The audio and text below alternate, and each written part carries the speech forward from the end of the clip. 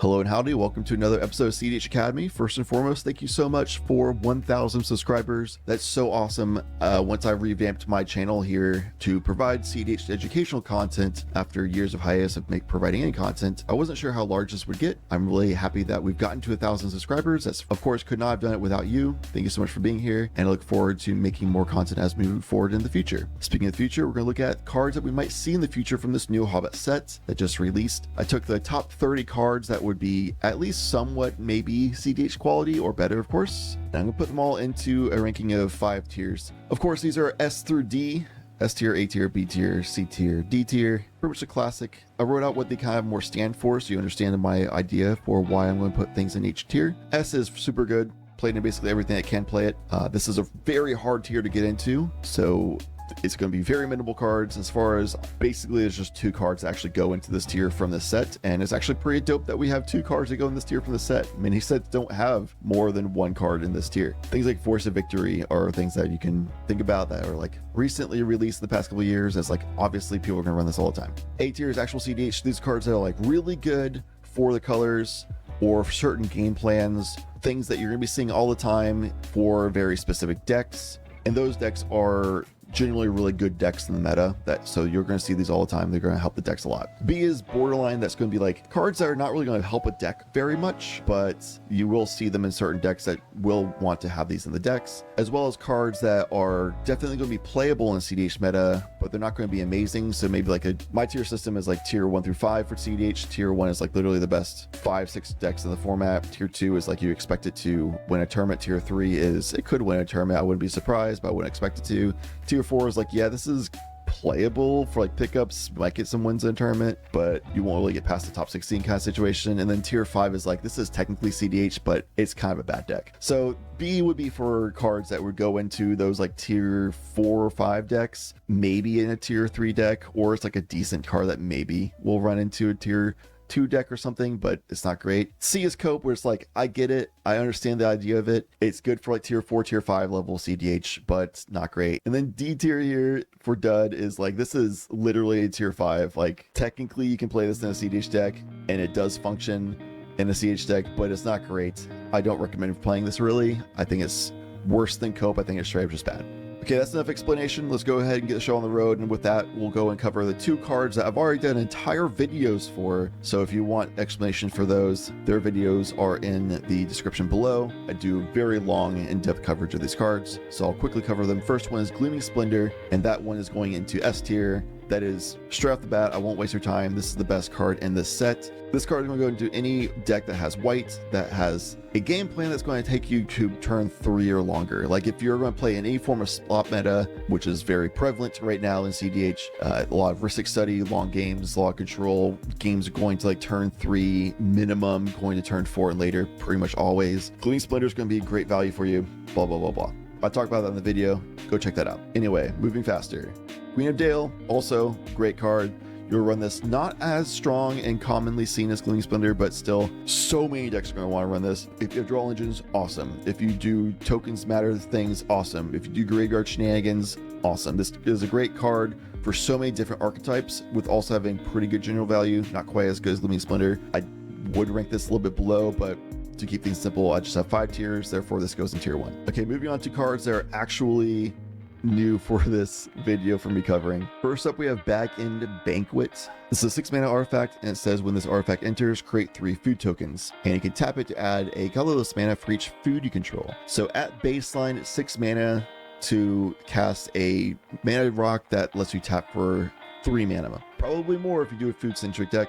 This is a bad rate if you don't do a food-centric deck, and the problem with cEDH right now is there's really only one prevalent food-centric commander, and that's the Cabbage Merchant. That's somewhere around the tier 3 range right now, and based on how I explained the tier listing earlier, this is a card that isn't amazing for the Cabbage Merchant as a tier 3 deck. It's like pretty good for a tier 3 deck because it's 6 mana, which is a lot upfront cost. So it's going to be sitting as dead weight in your hand for the first few turns. But once it comes out, it definitely is very explosive mana. And with how Cabbage Merchant goes, it already makes a lot of explosive mana as a general part of the deck. So this is definitely going to be a good include. It's definitely going to be very strong, but it's not going to be like revolutionary for the Cabbage Merchants. So because it's a pretty good card for a tier 3 deck, this actually is going to go into Borderline.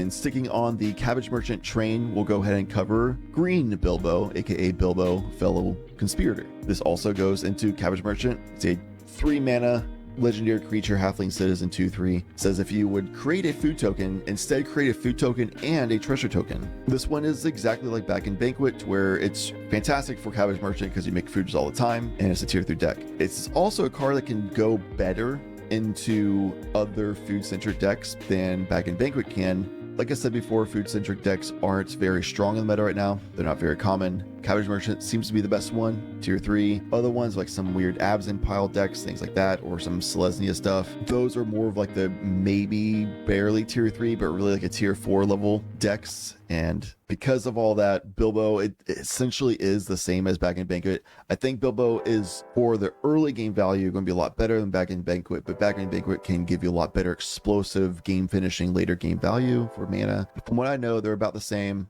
Pretty good cards to include into a tier 3 deck, therefore they go into B tier.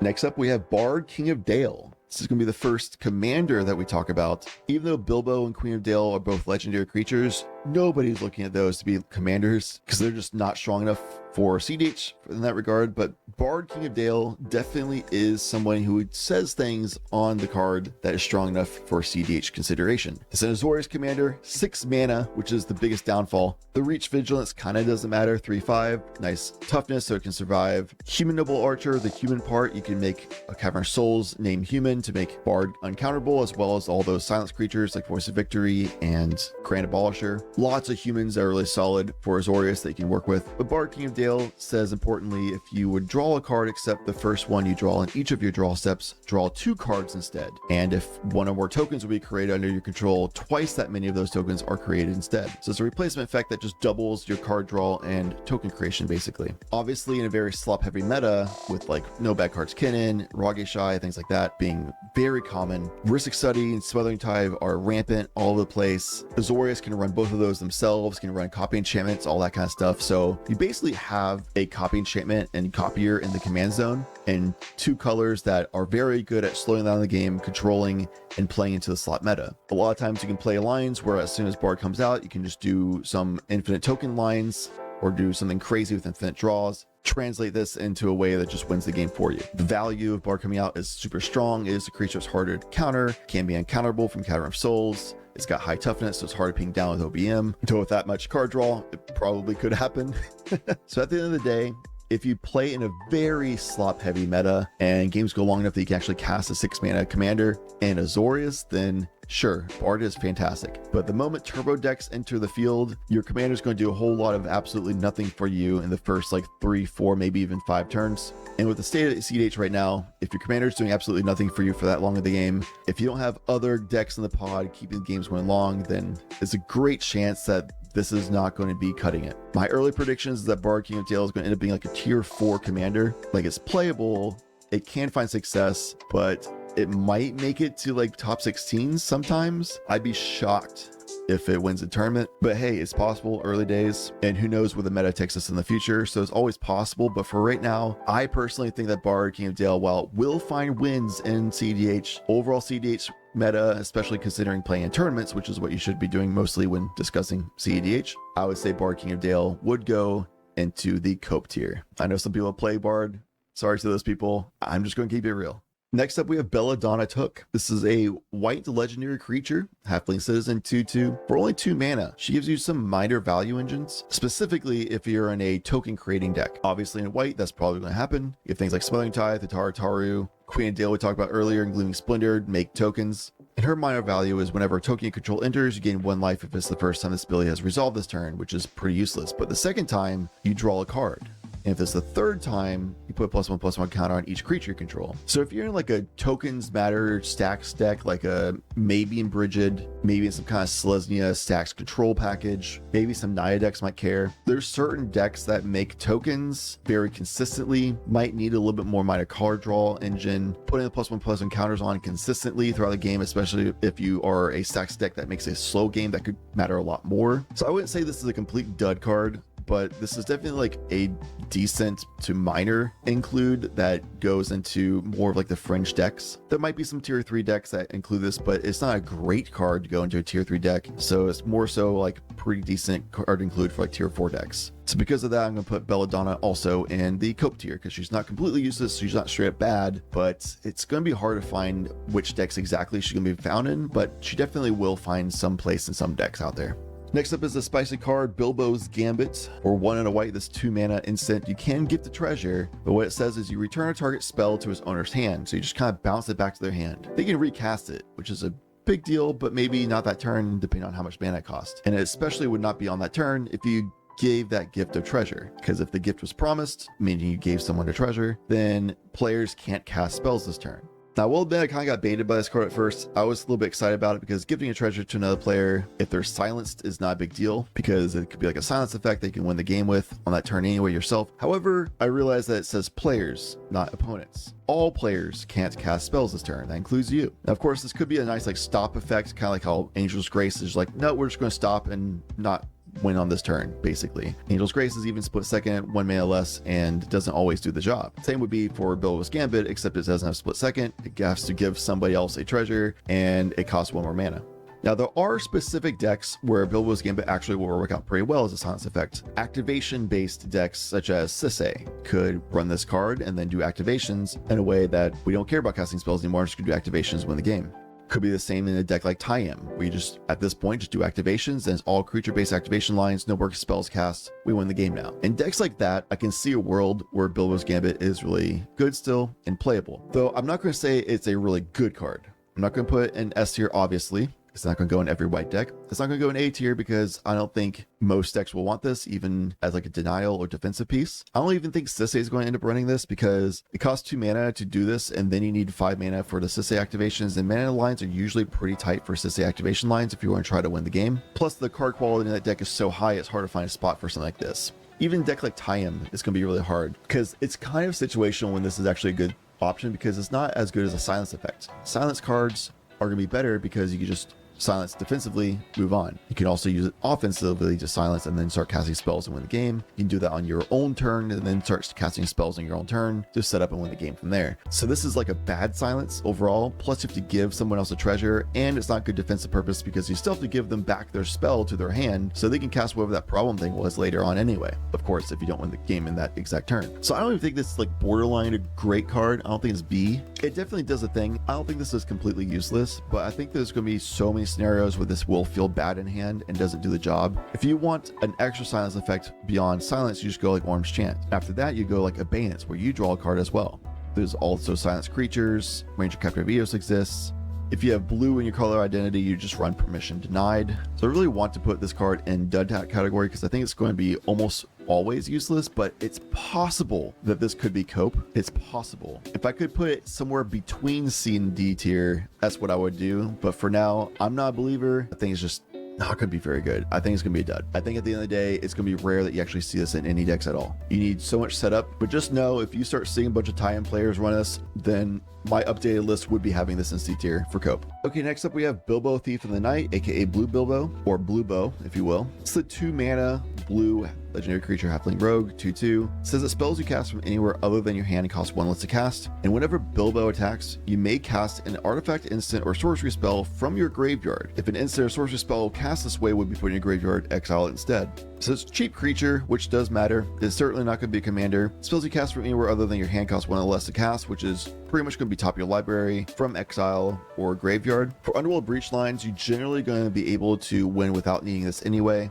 If you're going to spend 2 mana on this, then you can spend 2 mana on whatever else would have given you the ability to win with like a Lion's Eye Diamond loop, Lotus Petal stuff, things like that, or whatever tutor gets you those things. Casting from top of your library could matter for like a Sensei's Divine Top strategy with like Aether Flux Reservoir, something like that. Usually those decks have things like Founder Inspector and stuff like that, that gives a lot better general value. You wouldn't even find this in Imonon because it's not an artifact, so it kind of just pollutes the entire deck list from there. People talk about having this for like Rao because it does cost 1 less from exile when you keep doing exile effects as well as breach line things. But that 1 cost reducer alone isn't really enough for it to be a great include for anything for a 2-mana creature. It's a little bit of a win more strategy. Though there is the added element of whenever Bilbo attacks, you can cast an artifact, instant, or sorcery spell from your graveyard. Of course, this ignores timing restrictions because you have to cast it right there on the attack trigger, which is pretty cool for casting an artifact or sorcery at instant speed in that moment, but it's still a very limited moment when you have to cast that thing, as well as it gets exiled in that moment as well. And only a 2 toughness creature having to attack to do this, there's a pretty good chance Bilbo gets this 1 attack off, and then that's it for the rest of the game. And then you lose your cost reduction, you get to cast that 1 thing again. There was a pretty good amount of buzz for this card, but I feel like realistically, it's a win more cost reducer as well as a one-time value piece of reusing a card that's basically like an Internal Witness or Noxious Revival or something like that. And blue color identity, using a blue pip on this, it generally is not going to play out in a good way where you have the blue pip up for control purposes, whatever. I think in the day, there's not really any decks that's like really finds a lot of position in. I think people will want to use this because it sounds like good things, but realistically, when you look at it, at the end of the day, I think Blue Bow is going to go into Cope tier.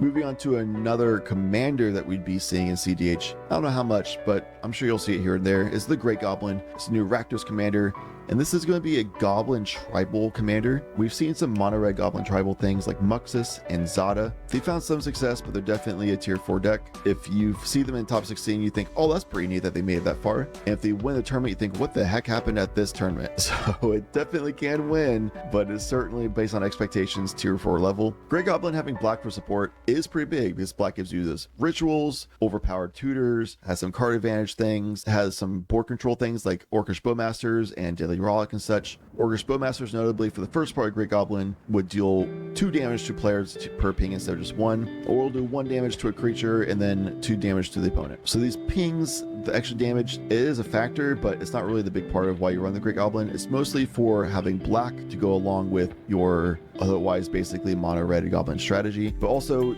has card advantage in the command zone. Whenever another Goblin, Orc, or army you control dies, exile the top card of your library. You may play it until the end of your next turn. So it's not even this turn, it's a delayed effect, so you can be patient if you need to. You can run sack outlets like War and Soul Trader or whatever. You can sack all those armies you make from Orcish Bowmasters or whatever Goblin sack outlets you might want to care about. Goblin strategies are usually very cheap cost cards, therefore this would be a really good ad-nos deck overall. You probably can run like Necropotent and stuff like that too. I don't know exactly how the Goblin strategies will want to work out if the graveyard matters. Usually it's like a top deck manipulation thing and or some way of doing token making or infinite activation stuff to do infinite pings or infinite armies, things like that. So mono red Goblin's already an established deck type and like tier 4 level, kind of playable. Now you have the support of black with card advantage in the command zone. I think it's a chance that this could end up being a tier 3 deck. Out of all the new commanders from the Hobbit and cEDH, this is certainly the one I'm most interested in and the one I'll be paying the most attention to, hoping that it makes it into a consistent enough success where it becomes like a tier 3 level. I don't see a world that gets better than tier 3 level. I think it's always gonna be a little bit surprising to see it win tournaments, but still not like unexpected or shocking or anything like that. You'll probably see it pop up in top 16s pretty consistently,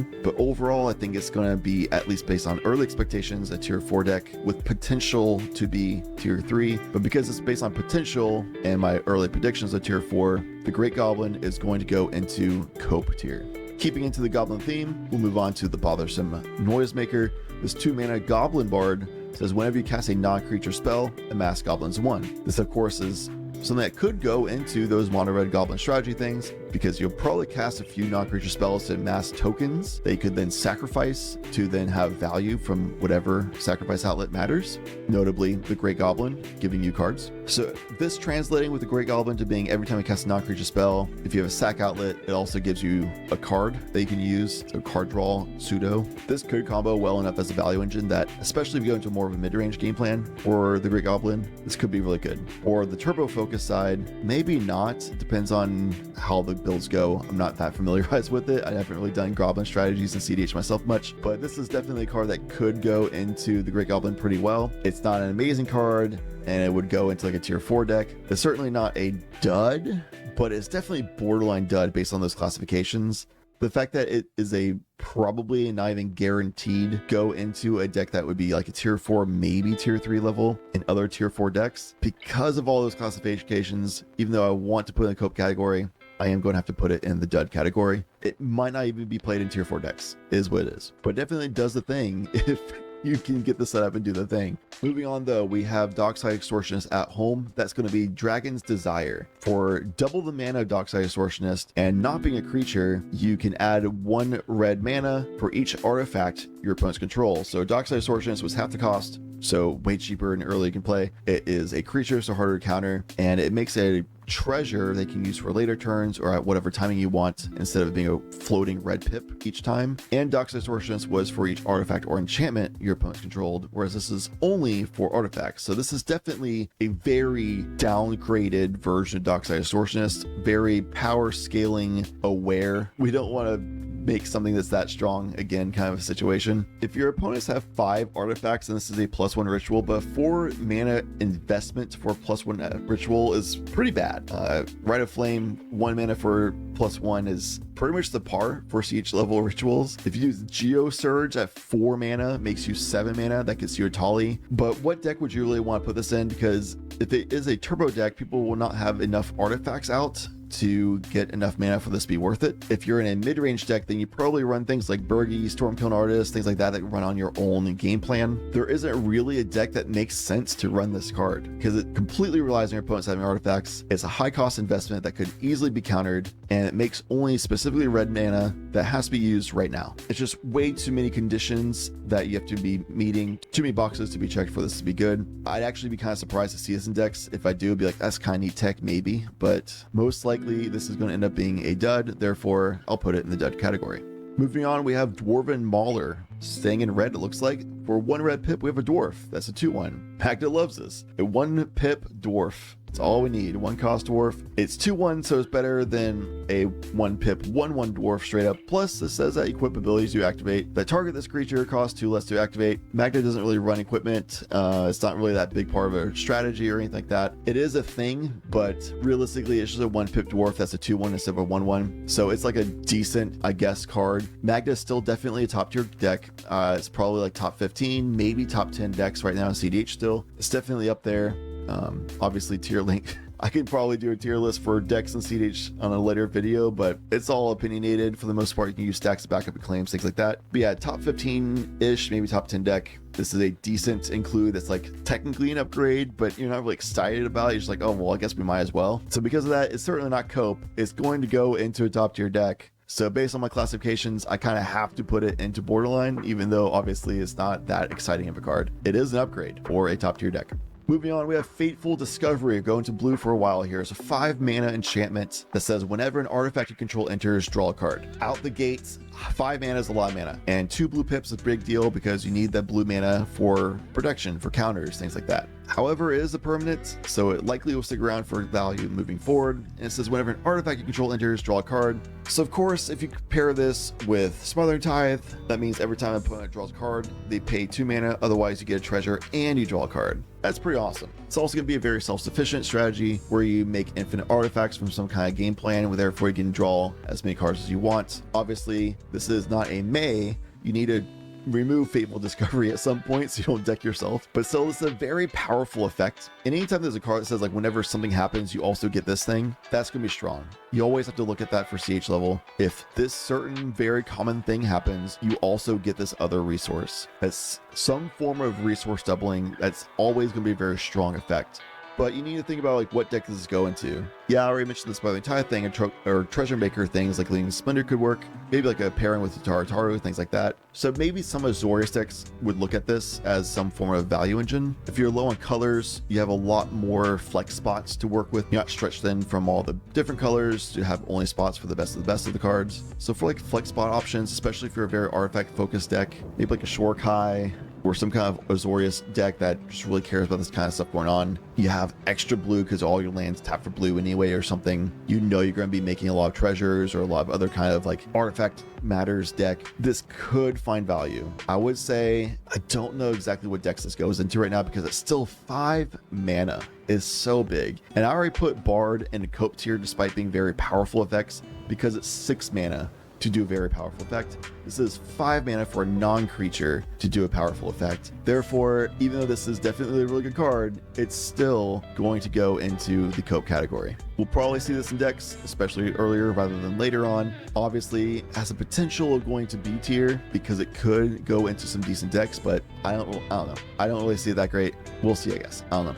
Okay, moving on, we have another dwarf. It's a 3-mana dwarf that has haste, can tap, add 2 red mana, and spend this mana only to cast a dwarf equipment or saga spells. Like we kind of just mentioned, Magda, one of the top tier decks out there, at least tier 2, if not tier 1. It's probably falling to tier 2 these days, but it does have a lot of dwarfs. It's a hasty dwarf that can help cast Magda. She usually gets removed at least once per game, so you can help recast Magda. It is a dwarf that can hastily tap itself same turn it comes in. Magda doesn't really care much about equipment or saga spells, but the fact that it helps you just chain cast other dwarfs you got, recast Magda, can tap itself the moment it comes in, that's definitely a really good effect that I think Magda players are going to really want. I could be super wrong on this one. If you're a Magda player in the comments, let me know if this is super bad compared to what I'm thinking it is, but I think this is going to be a really good include for Magda. I've played Magda a few times. I've goldfished it and practiced with it a lot. I actually spent a whole day just goldfishing Magda because I just super hyper focused on it, and I thought it was pretty cool to goldfish with and see what the lines are. Play a few games with it. Definitely a fun deck to play, definitely a strong deck, and I do think that this has value in that deck enough to go in, because every time I play Magda and every time I play against one, like I said, at least once if not twice, Magda gets removed, and that's such a big part of the game plan and so crippling. So if this guy comes down, it can help you recast Magda late on the turn after you have stacks, so the game through crawl. This is a mana ramp option to recast Magda, and the worst case scenario, if you draw them for turn, you can just play another dwarf and tap them hastily for free as well. Like, it just works out so well that I think this is actually gonna be a really good include. I think it's gonna be really strong, and therefore a strong good include for a top tier deck. This is gonna be our first addition to the actual cEDH tier. Shouts, Feely and Keely. Next up, we have Through the Forest Gate. I know I included this because I am a Lumra enjoyer. I am definitely a stan of Lumra. I will die on that hill that the name's pronounced Lumra. Anyway, so look at the top 20 cards of your library. Put any number of land cards from among them onto the battlefield tapped, then shuffle. You gain 8 life. This is an 8 mana sorcery. So in cEDH, this is specifically for Lumra.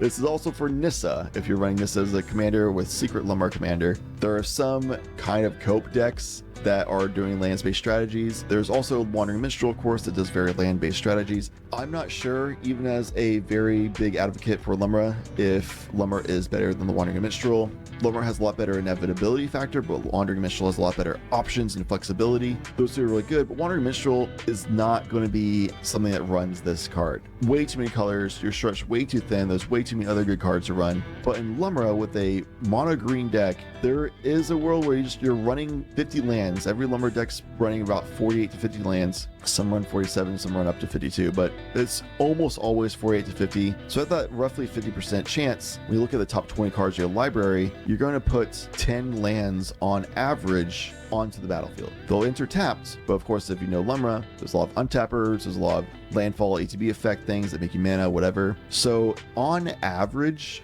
this is an 8 mana make 10 mana or better. Based on if you have an untapper, those lands could make you way more than the 10 mana. It could give you better effects. Like if you have a Lotus Field, you could find your mirror pool, find whatever you need. The gain 8 life thing super doesn't matter in cEDH. You of course shuffle all the other cards in there. It's still gambling, but that's the Lumra way. It's definitely a playable card. I want to say that Lumra is a top 15 deck, but probably realistically it's falling into top 20 range. So it's kind of getting into that point where it's like a tier 3-ish range. I personally believe it's still tier 2. If you win with Lumra and a tournament, I wouldn't be surprised, but it definitely wouldn't be expected. So I do think it's kind of like falling into the tier 3 range, and this is a card that not all Lumber players are going to run. In fact, I'd say most Lumber players are not going to run this card. It is pretty cope, so a card that is a little bit of a cope situation, not amazing to include into a borderline tier 3 deck. I would say that Through the Forest Gate, even though it's super fun and spicy, and I want to at least try it out in Lumra, just to do the thing, and then it probably comes out of my deck,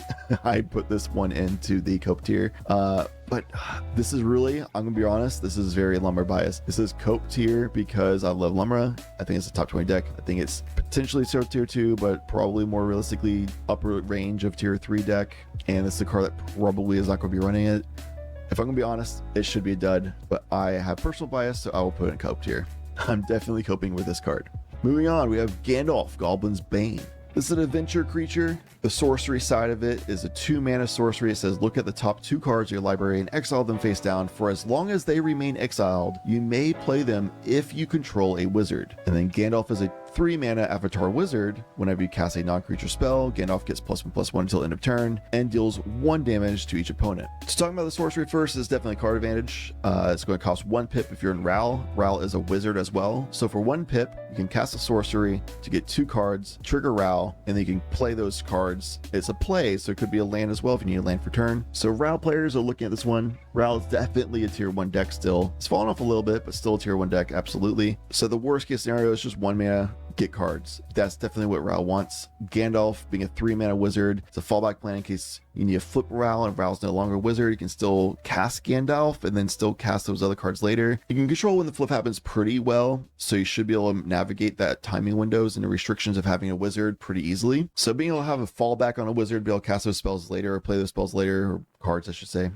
it's pretty nice. Gandalf pinging with 1 damage to each opponent when you cast non-creature spells is definitely for consideration for Ob Nixilis, but Ob Nixilis already has a bunch of creatures that does that for 2 damage, and Ob Nixilis does so much card advantage off those pings as well. Those pings don't really matter if you don't have Ob Nixilis anyway out, so you don't really need the addition of card advantage in this card either. Not cost effective for the wizard. Therefore, Ob Nixilis won't really care about this, in my opinion, as an Ob Nixilis player, but Ral players talk about wanting to include this, so it's like a pretty good include for a top deck. I don't think this is a game-changing card for Ral or anything like that. I don't think it's amazing. I don't think it's an auto-include, but it seems like a pretty good include for a top-tier deck. Therefore, I would put Gandalf Goblin's Bane into the borderline category. We haven't talked about a black card for a while, so we'll do it now with Inside Information. For X Black Black, it's a sorcery that exiles the top X cards of target opponent's library. You may play those cards this turn. If you cast a spell this way, pay life equal to its mana value rather than pay its mana cost. So if you have like an infinite mana outlet, you can exile someone's library and then just play whatever cards matter for that person's library to win the game. You probably will have enough life to be able to get to that point. It's definitely a very fun idea of a card, but at the end of the day, you need a lot of mana to be able to get a lot of value out of this card. It's a sorcery, so it could be countered even still, and it completely relies on your target opponent's library having cards that you can win the game with. And you need high enough of life at the point of casting the spell with a bunch of mana to be able to actually then cast those spells. It does say play, you can get a land from it if you need to, but realistically, while this has a very powerful effect, the actual playable scenarios where this is going to do the thing really well are very slim. You're not going to see it happen often. I don't even know what decks would really want to care about running this. Like maybe like a Shadow the Hedgehog could run this, where you just do a split second, you make a bunch of treasures anyway in that deck, but then the split second goes away because you're not using treasures to cast those spells in that player's library. I don't know if there's like an infinite mana deck like a Orzhov with Abdel Adrian lines that has this in hand under a silence effect kind of situation. Maybe something like that can run it, but I don't know of any top tier decks that would care to run this. It'd be some kind of like tier 4 or even tier 5 decks that run it. And even then, I don't know if those decks would want to run this. So I don't think this is like a coat category. I think this is a full-on dud. You know, this is a very powerful effect, and it would be fun to run in more of like a bracket 4 kind of a deck. But for cEDH, I would say this one goes into dud. The Master of Lake Town is next up. 3 mana, legendary creature, human advisor, 3/2, death touch. What matters is whenever a player loses life, that player mills that many cards, and whenever the Master of Lake Town dies, draw a card for each graveyard with 7 or more cards in it. You're likely going to get 1 to 2 card draw when Master of Lake Town dies, which is not much for a 3 mana investment. Whenever a player loses life, that player mills that many cards. So if you have a self-mill life loss type deck archetype, this would matter a lot for it. But in cEDH, what deck is that? I don't really know of a deck that comes to mind that is a top tier deck. This is kind of a situation alongside Inside Information that we just talked about, where this definitely has a powerful effect. Self-mill strategies that involve you losing life along the way. There's definitely decks out there for it, but what top tier deck really cares about it? I couldn't really figure out one at the time of this recording. If you know of one, same for anything else in this video, please let me know in the comments. I would love to hear your feedback. The more I know about cEDH, the better, so definitely open to your comments. But for now, I can't think of any relevant or good cEDH deck that cares about this effect. And even if a deck did, I don't know if this cost investment and setup would be good enough to be anything other than cope in those decks. So a cope card or a low tier deck at best. This one also goes into dud. All right, let's talk about one of my favorite cards of the set. It's Little Bear. Shout outs to the old school show Little Bear. It's literally my favorite kids show for me. Very calming, very peaceful, a lot of good life lessons. Anyway, Little Bear is a 3-mana bear. It has flash, very relevant, and when this creature enters, untap another target creature you control, and then if that creature's a bear, put a +1/+1 counter on it. It's a 3/2. Basically, it's a 3-mana untapper. Decks that care about this would be decks like Brigid. Flash speed, untap your Brigid, and then you can just make more mana, keep going off. Brigid runs other creatures that do untapping effects like this. There's definitely other decks out there that are more fringe than Brigid is. Brigid, I'd say, is more like a tier 3 level. This is also a fun include in the recent deck that I made in 20 minutes at 4 a.m. As per the title of the deck, True Lane. It includes a lot of fun cards from the set, such as Gleaming Splendor, Queen of Dale, and of course, Little Bear. As a commander has definitely fallen off from the past, but has got enough tools recently from these 3 cards I mentioned, as well as Shang-Chi and some other things from past sets, that I think it could actually be playable and be at least a tier 4 playable deck, maybe even a tier 3. I don't know. I threw this one together. Seemed like it'd be fun. Little Bear also pretty fun. It's not a great card for all those kinds of decks. It's definitely like a decent card. It's kind of situational in some cases. It's not a huge upgrade for decks, and it only upgrades like a tier 3 level deck. Therefore, unfortunately, because of the requirements based on precedence, despite my love for Little Bear, it is going to go in the cope tier. It's a probably good include for tier 3 and below decks. Not even guaranteed for those, so it's cope. But man, is it cute.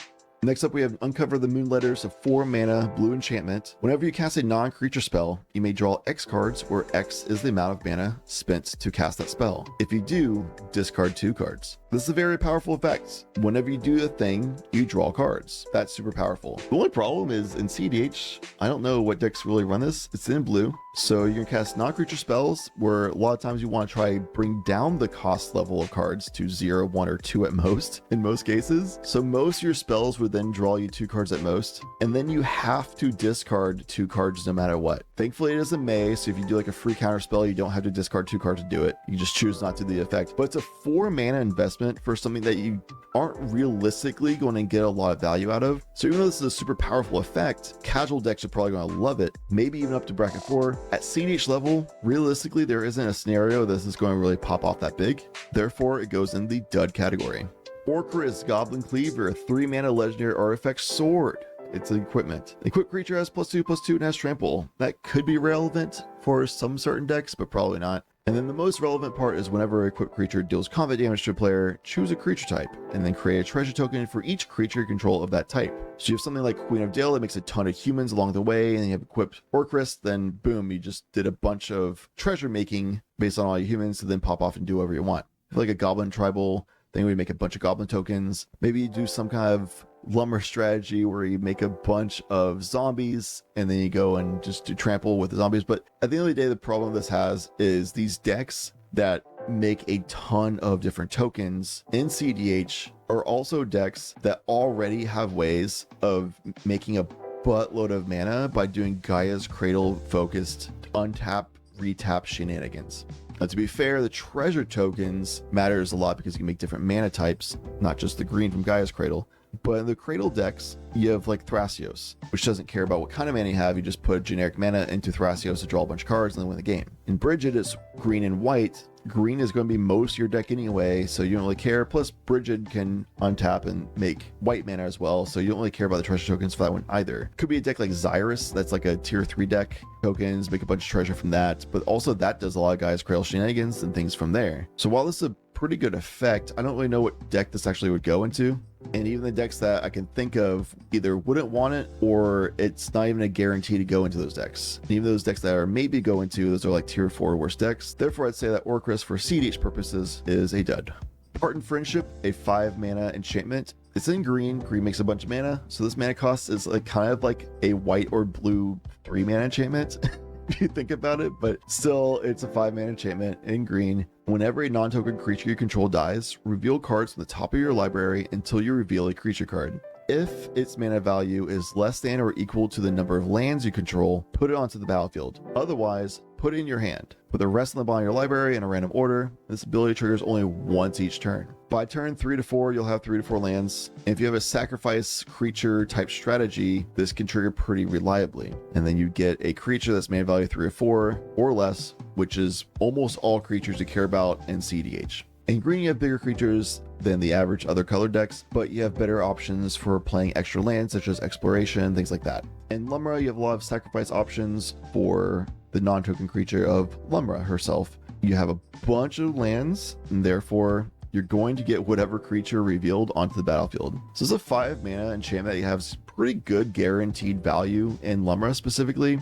And then something like Golgari or Sultai decks that have a lot of creature sack strategies, maybe even Abzan or Jund, just like a Golgari shell deck that has creature sacks, has some lands going out there. You might get a pretty good amount of value from this. The only problem is you need some setup for this to be valuable. Otherwise, this 5 mana enchantment does nothing. And it's still at the end of the day gambling. You might not get a creature that matters. You might just get like a mana dork that does nothing. So it's a big mana investment for something that might not translate to anything for you and can only do anything once you have pretty decent setup. Therefore, overall in cEDH, even though this is a fun card to think about, realistically, it's going to be a dud. However, this is definitely a card that I'll be playing in casual. Staying green, we have Radagast of Roscobel. 4 mana, a legendary creature, is an avatar wizard for 2/5, big toughness. It says the first creature spell you cast each turn costs 2 generic mana less to cast and can be cast as though it had flash. This is another big card that I didn't mention earlier, but it is also in my 2-lane list that I made in 20 minutes at 4 a.m. because each turn you can just cast a very cost-reduced creature that then draw you a card for 2-lane. You can cast Julane as well. So the big issue with Julane and why he fell out from the meta is it's a 5 mana creature that doesn't quite win you the game when it comes in. So as we talked about for Bard King of Dale, high mana cost commanders just don't really cut it ever since we banned Dockside Distortionist, Jeweled Lotus, and Mana Crypt. Since that big ban, it's all about cheap creatures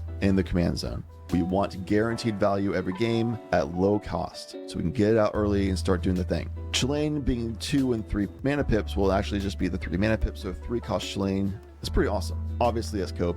For a deck that would be like tier 3 at best, probably tier 4. Other decks that care about this would be like maybe like Marlin, Chatterfang maybe, other like mono green decks. Like Yisan probably cares, maybe. But even with those types of decks, it's not even like guaranteed that Radagast will give you value. You might just have no creatures in hand or in the command zone. You might have only creatures that cost just mana pips specifically. You can still cast at flash speed, but you might not have mana to be able to cast those creatures. So it's a pretty high cost investment for something that might do nothing for you. And even if it does something for you, it's generally more of a win more, but most likely it's going to be very minimal value to none.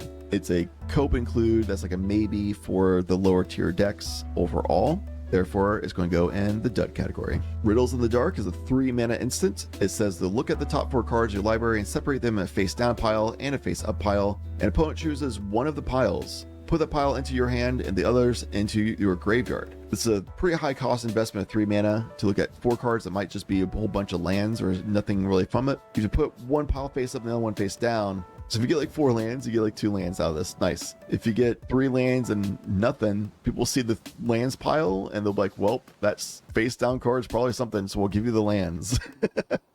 Like there's never really a time that you're going to get something really good out of this because the chances of getting something amazing on the top 4 cards is a little low. The chance of getting 2 really solid cards that you care about for the 3 mana investment just to put in your hand, extremely low. It's a really high cost investment for the effect that it gives you. I don't think any decks are actually going to run this. I think this is actually a complete dud, and it's actually surprisingly one of the worst cards we've seen. We've seen some bad cards so far for cEDH. I think Riddles in the Dark is actually one of the worst, if not the worst card we've seen so far. Therefore, it's definitely going into dud category.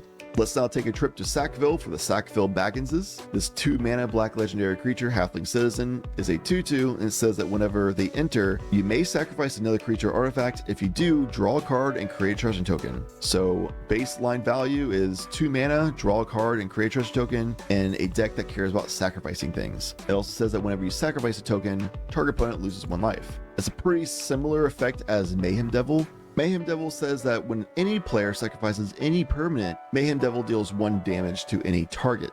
So in almost all cases, Mayhem Devil is going to perform better than Sackville. Sackville requires you to be the one sacrificing. It has to be a token, not any permanent. So overall, it's just going to be a lot worse for the purposes of control, though it still can be a win outlet because you can still make all your opponents lose all their life, get you the win if you do some kind of infinite token making strategy. So maybe in like Chatterfang, you make a bunch of squirrels. You can use this as a way of sacrificing squirrels and translate into a win. It doesn't even get around the one ring because you have to target the opponent to make them lose the one life. So effectively, it's the same as dealing the one damage from Mayhem Devil, except it's only towards target opponents taking the life loss, whereas Mayhem Devil can target even creatures or planeswalkers. So in like some kind of infinite food sack loop strategy or infinite token sack loop strategy, this could be really good.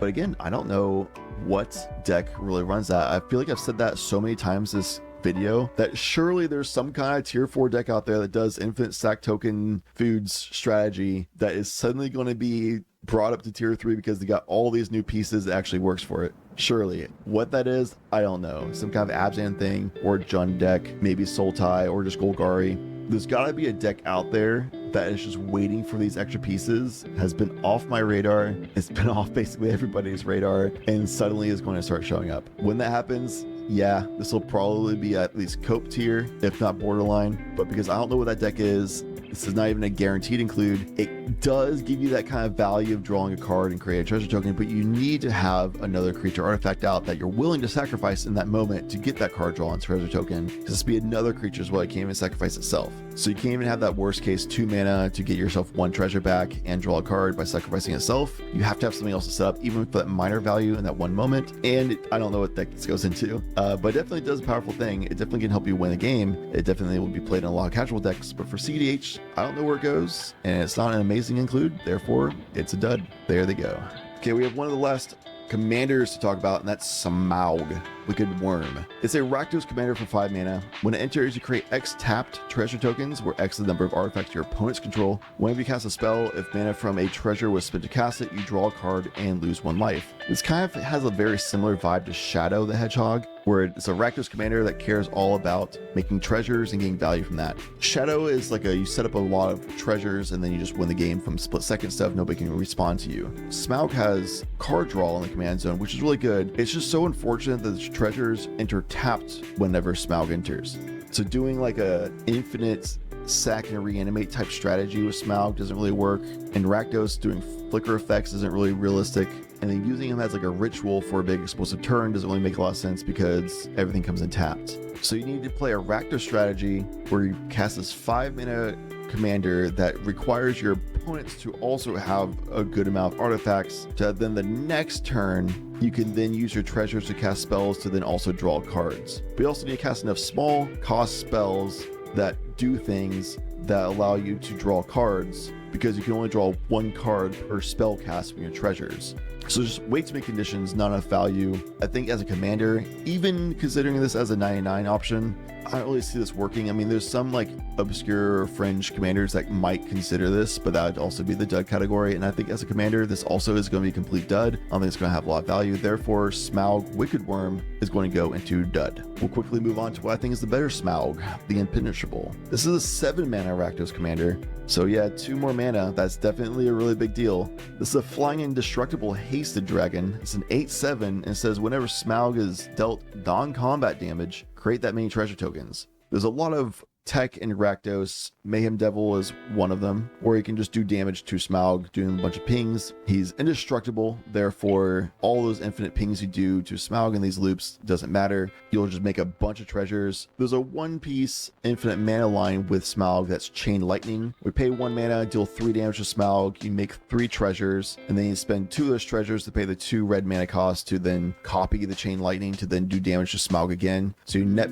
+1 treasure every single time this happens, and then just keep popping off from there. If you have Mayhem Devil out, awesome, you can go from there. If you have Sackville Baggins is out, then that also allows you to win the game from there. So if you have like another piece to combo along with that to have an outlet for the infinite mana of any kind, then sure, Walking Ballista, whatever. So there's definitely like a good amount of lines in Rakdos that can combo with this type of strategy.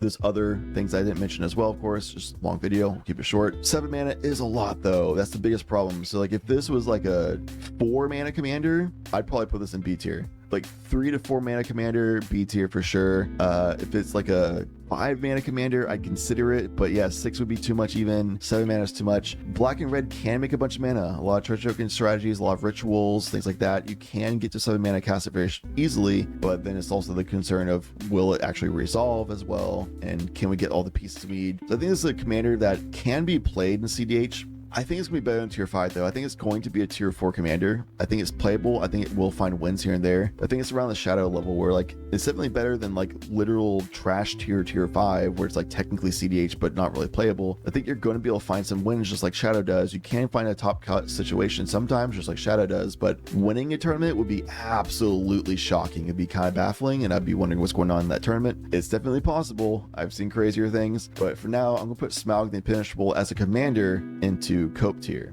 And the 99, absolutely abysmal. Let's talk about a card that could be a commander in cEDH or could go in the 99. This is Notary Hobbit's 5 mana mono green legendary creature. Halfling Advisor is a 1/1. The 1/1 toughness, easily pingable, that's a problem. But they say that whenever the Notary Hobbits enter, if they're not a token, create 2 tokens that are copies of them except they're not legendary.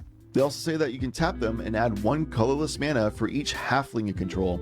There's some other halflings out there, such as the lead halfling being very notable. You can also do a very tokens matters things with like the green Bilbo we talked about earlier, doing some food strategies or whatever. We just do a bunch of halfling stuff, a lot of token stuff. Peregrine Token is a really solid notable one where you can sacrifice a bunch of tudes to draw a bunch of cards. So it could be like a halfling food token tribal deck that could go crazy with a lot of mana in the command zone. But I feel like that's just bad Cabbage Merchant at that point. And Cabbage Merchant already is a tier 3 deck, so this would be at best would be like a tier 4. Other people talk about how this could be just making a bunch of mana and cast a bunch of Eldrazi, but then that's also kind of a bracket 4 or less strategy. Eldrazi don't do that well in cEDH because it just takes too long to get them going. They don't do enough when they enter to really win the game. They just kind of like ruin the day of 1 or 2 other players, but then the second or third player wins. So they just don't do enough to do a realistic good strategy in the command zone. And in the 99, 5 mana to make 9 mana, but the 9 mana is made next turn and it's colorless. That's also just way too slow, way too much cost investment, especially since they're easily pingable at 1 toughness. So I'd honestly say that Notary Hobbits, they aren't even Cope. They're going to go down into the dud tier. Too easily removed, too easily dealt with, too high cost investment, don't do enough fast enough.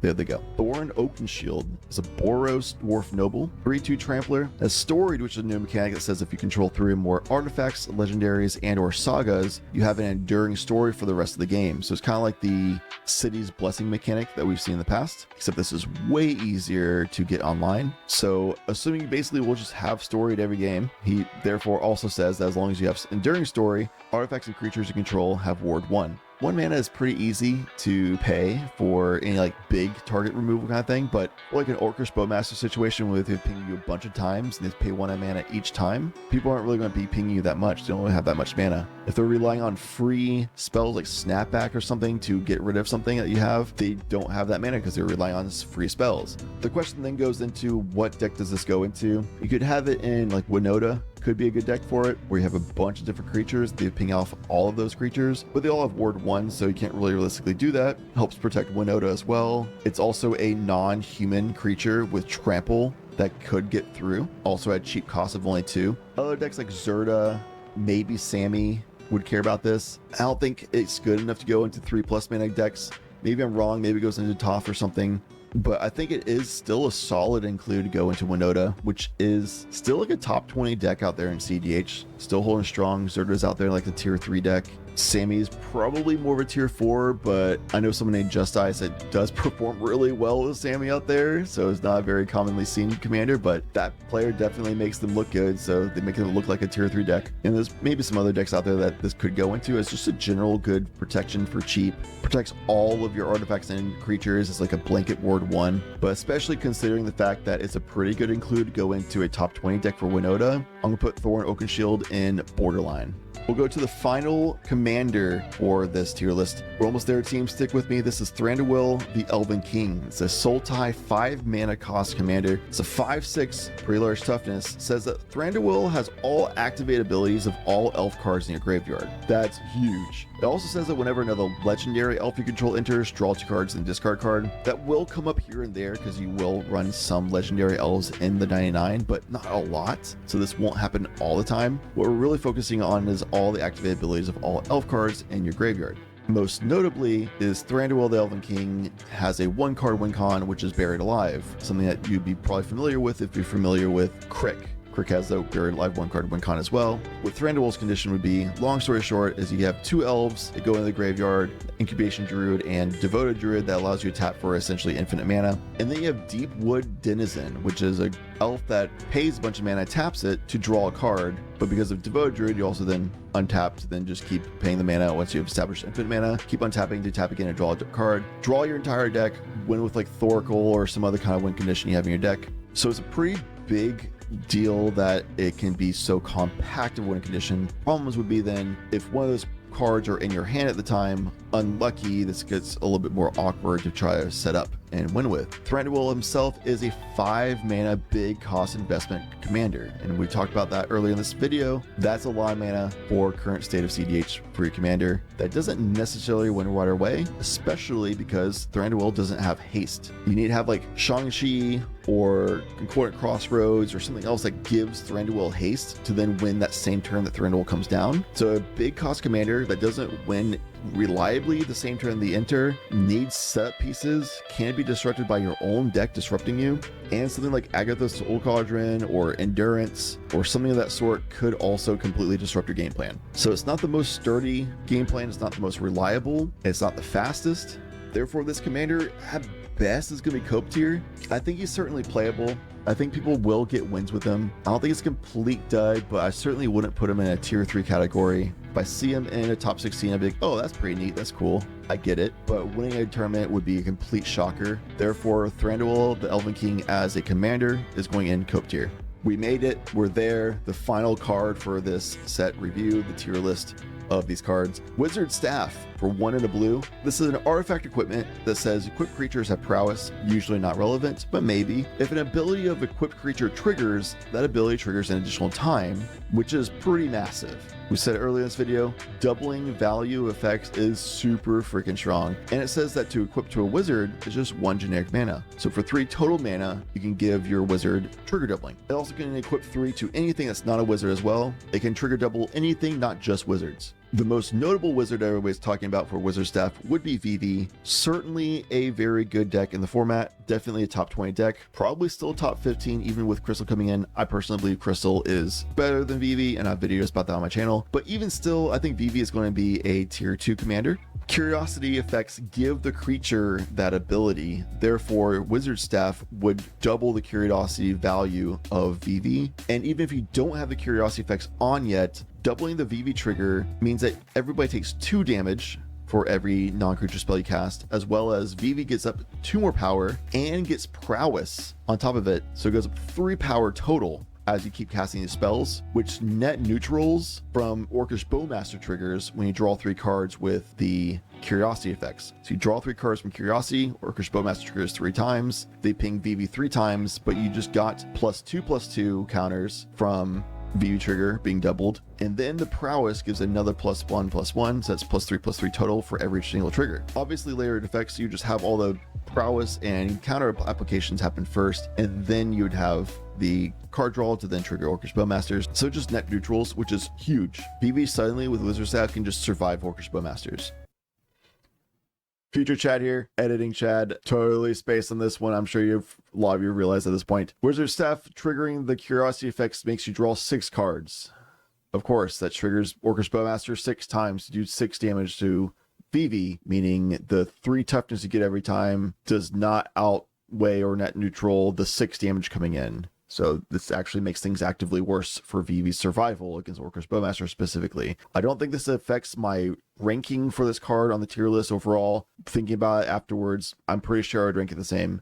This definitely is not as good, obviously, because of the OBM issue. Probably Vivi's biggest weakness overall, especially if you're more of a mid-range control version of Vivi. But yeah, still doubles your triggers with Vivi, still helps you keep storming because it's non-creature spell, still gets Vivi to make mana faster, things like that. Still a great setup piece, so I think it's still a good include for Vivi. Still going to be ranked the same way. But just tuning in to say, whoops.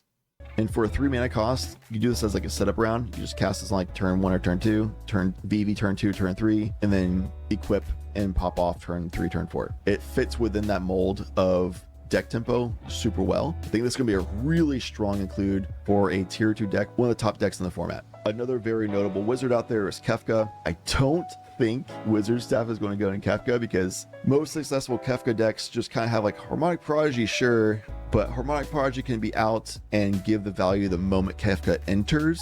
Wizard Staff would only help Kefka after the ETB effect to then equip and then has to get an attack off to really get the value. So you probably wouldn't actually see this in Kefka. Anala also is a top tier Wizards deck, but also is very like ETB focused. There might be certain lines that this could help with, but I don't really see it. It's not likely. There could be some other Wizards out there that matters, but at the time of this recording, I don't really know what they are. If you know, let me know in the comments. But at the very least, this is a really good include and upgrade for a top tier deck. Therefore, Wizard Staff is going to go into A tier. I'd say Vivi is slightly better than Magda in the current meta, and Wizard Staff for Vivi is slightly better than Feely and Keely are for Magda. So I'm gonna put Wizard Staff as like the third best card from the set for cEDH, but still tied in A tier with Feely and Keely. There's one more card down here, but I accidentally uploaded Bard King of Dale twice, so that's why that's down there. But this is it. This is the total tier list for the Hobbit Magic the Gathering set for cEDH. I'm actually kind of surprised this curve went the way it did. It's kind of like a progressively more and more useless cards, or dud, I guess I should say. It's a pretty healthy curve, I'd say. It was a very long video. Thank you so much for sticking around if you did this long. Let me know in the comments what your thoughts are. This is a very long rundown. If you like longer form things like this in the future, let me know. If it was just way too long, I can try to be more concise. I just think that giving full explanations for things is valuable. Anyway, that's enough for me. Leave a like, comment, subscribe, all that kind of stuff would be awesome. Would love to hear back from you all. Until next time, thanks for watching. I appreciate you.